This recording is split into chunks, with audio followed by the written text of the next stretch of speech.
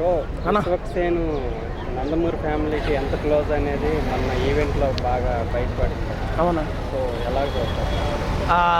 ఇప్పుడు gangs of Godavari మన ప్రీవెంట్ show జరిగినాడు Balakrishna గారు గెస్ట్గా వచ్చారు.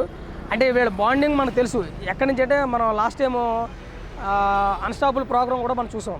అందులో ఎంత అద్భుతంగా వీళ్ళిద్దరూ ఫ్రెండ్షిప్ ద్వారా చూపించారో. అంటే వీళ్ళు రెగ్యులర్గా కలుస్తూనే ఉంటారు బాలకృష్ణ గారు విశ్వక్సేన్ గారు. అంటే ఆ ప్రీవెంట్ షోలో కూడా సరదాగా నా అన్నని నా తమ్ముడని అని ఇలా ఆట పట్టడం కూడా జరిగింది.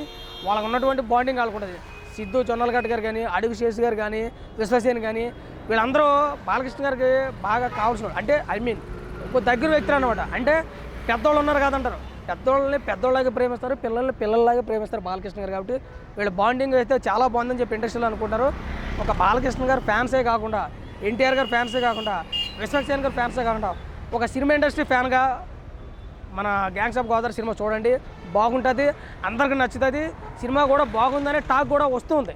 కాబట్టి ప్రతి ఒక్కరు కూడా వీళ్ళ బాండింగ్ ఇంకా ఇలా కొనసాగాలని చెప్పేసి మనస్ఫూర్తిగా నేను కోరుకుంటున్నాను. Thank you.